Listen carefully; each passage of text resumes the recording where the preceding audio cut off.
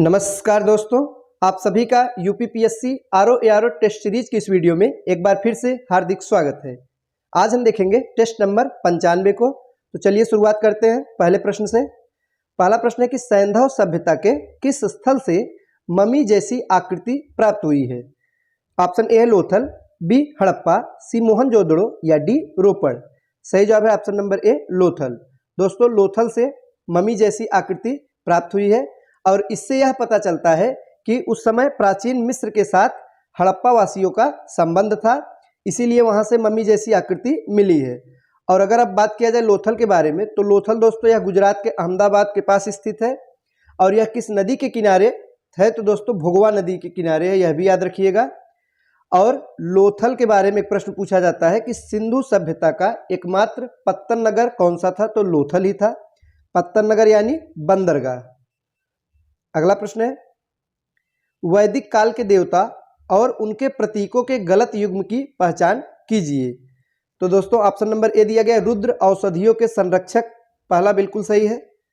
और दूसरा है यम तूफानों के देवता, तो दोस्तों ये जो दिया गया यह गलत है। यम सूर्य के ज्येष्ठ पुत्र, प्रथम अमर पुरुष एवं मृत्युलोक के राजा के रूप में प्रसिद्ध थे। तो ऑप्शन नंबर बी यही सही सुमेलित नहीं है और इस प्रश्न का सही जवाब ऑप्शन नंबर बी होगा, बाकी के तीनों सही सुमेलित है। अगला प्रश्न है कि दक्षिण भारत में जैन धर्म से संबंधित चित्रकला का प्राचीनतम उदाहरण कहां से प्राप्त हुआ है। तो दोस्तों सित्तन वासल गुफाओं से प्राप्त हुआ है। सही जवाब है ऑप्शन नंबर सी।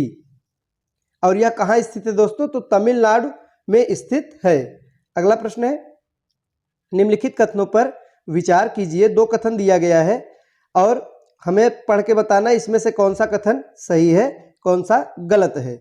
तो पहला है कि महाजनपद काल में उत्तरी कौशल की राजधानी श्रावस्ती व दक्षिण कौशल की राजधानी कुशावती थी। तो दोस्तों ये जो पहला कथन है बिल्कुल सही है। दूसरा है कि अविमुक्त क्षेत्र अभिधान संगम तट पर स्थित प्रयागराज को कहा जाता था। तो ये जो दूसरा कथन है दोस्तों यह गलत है, यह काशी को कहा जाता था, न कि प्रयागराज को। किसे कहा जाता था, काशी यानी वाराणसी को कहा जाता था। कथन नंबर दूसरा गलत है। इस प्रकार से सही जवाब है ऑप्शन नंबर ए, यानी पहला कथन बिल्कुल सही है। आगे है किस सम्राट को द्वितीय अशोक भी कहा जाता है। तो दोस्तों द्वितीय अशोक के नाम से किसे जानते हैं, तो कनिष्क प्रथम को कहा जाता है। सही जवाब है ऑप्शन नंबर ए कनिष्क प्रथम। और कनिष्क किस वंश का शासक था दोस्तों, तो कुषाण वंश का एक महानतम शासक था जिसने 23 वर्षों तक राज किया था। और कनिष्क को दोस्तों द्वितीय अशोक, इसके साथ ही साथ देवपुत्र भी कहा गया है। आगे है प्रयाग प्रशस्ति अभिलेख को सर्वप्रथम किस विद्वान ने पढ़ा था। तो दोस्तों कैप्टन ए ड्रायर ने पढ़ा था। सही जवाब है ऑप्शन नंबर सी। और यह अभिलेख समुद्रगुप्त कालीन इतिहास का दर्पण है। आगे है कन्नड़ भाषा का प्रथम अभिलेख कौन सा है। महत्वपूर्ण प्रश्न है दोस्तों। तो कन्नड़ भाषा के प्रथम अभिलेख की अगर बात की जाए तो बादामी शिलालेख है। सही जवाब है ऑप्शन नंबर बी बादामी शिलालेख। आगे है निम्नलिखित में से भक्ति संतों का कौन सा एक सही कालानुक्रम है। तो दोस्तों इसमें से जो सही कालानुक्रम है वो है ऑप्शन नंबर ए, यानी शंकराचार्य, उसके बाद रामानुज, फिर चैतन्य। यह सही कालक्रमानुसार व्यवस्थित है। अगला है कि किसके समय में दक्षिण के राज्यों को दिल्ली सल्तनत में मिलाया गया। तो दोस्तों गयासुद्दीन तुगलक के समय में। सही जवाब है option number A Ghiyasuddin Tughlaq. Ghiyasuddin Tughlaq के समय में ही दक्षिण के राज्यों को दिल्ली सल्तनत में मिलाया गया था। और सबसे पहले किसे मिलाया गया था, तो वारंगल को मिलाया गया था। अगला प्रश्न है सूची 1 को सूची 2 से सुमेलित कीजिए और नीचे दिए गए कूट से सही उत्तर का चयन कीजिए। तो दोस्तों आइए देखते हैं इसका सही सुमेल क्या होगा। तो जो सही सुमेल होगा पहला है कि दीवान ए इस्तिहाक दोस्तों फिरोज शाह तुगलक द्वारा स्थापित किया गया था और यह एक पेंशन विभाग था। तो ए का 4 से सही सुमेल होगा। दूसरा है दीवान ए वकूफ दोस्तों, यह व्यय विभाग था, तो बी का 3 से सही सुमेल होगा। और दीवान ए कजा ममालिक दोस्तों यह किससे संबंधित है, तो न्याय विभाग से संबंधित है। सी का 1 हो जाएगा और डी का 2 से यानी राजस्व विभाग से सही सुमेल होगा। इस प्रकार से सही जवाब होगा इसका ऑप्शन नंबर डी। आगे है मुगल काल में भक्ति संग्रह, सुदामा चरित्र जैसी पुस्तकों की रचना किसके द्वारा की गई थी? तो दोस्तों बीरबल द्वारा की गई थी। सही जवाब है ऑप्शन नंबर बी। अब बीरबल का जन्म कहाँ हुआ था? तो उत्तर प्रदेश के जालौन जिले में बीरबल का जन्म हुआ था। और मूल नाम इनका पूछा जाता है क्या था?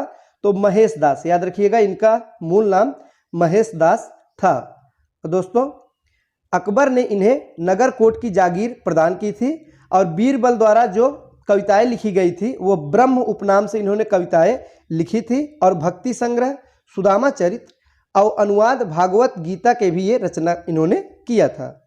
अगला प्रश्न है, किस युद्ध में मैसूर मराठा तथा हैदराबाद के निजाम द्वारा संयुक्त रूप से अंग्रेजों के विरुद्ध रहने का फैसला किया गया था? तो प्रथम आंग्ल मैसूर युद्ध में। सही जवाब है ऑप्शन नंबर ए, प्रथम आंग्ल मैसूर युद्ध। आगे है, निम्नलिखित कथनों पर विचार कीजिए और कूट से सही कथन का चुनाव कीजिए। तो आइए देखते हैं दोस्तों कौन सा इसमें से सही कथन है। पहला है, भारत में सीमेंट का पहला कारखाना चेन्नई में 1904 में स्थापित किया गया। तो ये जो पहला कथन है यह बिल्कुल सही है दोस्तों। और दूसरा कथन दिया गया है कि श्रीरामपुर बंगाल के सिरसा नामक स्थान पर भारत की पहली जूट मिल 1855 में जॉर्ज ऑकलैंड द्वारा स्थापित की गई थी। तो दोस्तों यह कथन भी बिल्कुल सही है। तीसरा है, भारत में पहली कागज मिल 1859 ईस्वी में मध्य प्रदेश के नेपा नगर में स्थापित किया गया था। तो दोस्तों यह गलत है, मध्य प्रदेश में नहीं बल्कि बंगाल में स्थापित किया गया था। तो तीसरा वाला कथन गलत हो जाएगा। सही जवाब होगा ऑप्शन नंबर बी, केवल 1 और 2 दोनों कथन बिल्कुल सही हैं। अगला है, ब्रिटिश सरकार द्वारा आधुनिक शिक्षा के प्रचार प्रसार की ओर पहला कदम कब बढ़ाया गया था? तो 1813 में बढ़ाया गया था। सही जवाब होगा ऑप्शन नंबर बी, 1813। आगे है, निम्नलिखित वाक्यों पर विचार कीजिए। 2 कथन दिया गया दोस्तों, हमें सही कथन की पहचान करना है। तो ये देखते हैं, पहला है, गुरुवायूर सत्याग्रह दलितों और पिछड़ों के मंदिर प्रवेश को लेकर शुरू हुआ था। पहला कथन बिल्कुल सही है। दूसरा, सत्यशोधक समाज की स्थापना BR शिंदे द्वारा किया गया था। तो दोस्तों यह जो कथन है यह गलत है। सत्यशोधक समाज की स्थापना ज्योतिबा फूले द्वारा किया गया था। दूसरा कथन गलत है, सिर्फ पहला सही है। तो ऑप्शन नंबर ए सही जवाब हो जाएगा। अगला है कि 1929 के शारदा अधिनियम द्वारा लड़कियों के विवाह की आयु निर्धारित की गई थी। तो कितना वर्ष आयु निर्धारित किया गया था दोस्तों? 14 वर्ष। सही जवाब है ऑप्शन नंबर ए, 14 वर्ष। लॉर्ड इरविन के समय में शारदा अधिनियम पारित किया गया था दोस्तों। और लड़कियों के विवाह की न्यूनतम आयु 14 वर्ष, वहीं लड़कों के विवाह की न्यूनतम आयु 18 वर्ष निर्धारित किया गया था। दोनों याद रखिएगा, 18 वर्ष लड़कों के विवाह की न्यूनतम आयु और 14 वर्ष लड़कियों के विवाह की न्यूनतम आयु। और किस अधिनियम के द्वारा यह निर्धारित किया गया था? तो नाम है शारदा अधिनियम। आगे है, द सिपाही म्यूनिटी एंड द रिवोल्ट ऑफ 1857 पुस्तक के लेखक कौन है? तो दोस्तों इस पुस्तक के लेखक कौन है? तो RC मजूमदार। सही जवाब है ऑप्शन नंबर ए, RC मजूमदार। तो दोस्तों ये थे आज के महत्वपूर्ण प्रश्न। वीडियो अच्छा लगा हो तो लाइक करें। मिलते हैं अगले वीडियो में, तब तक के लिए नमस्कार।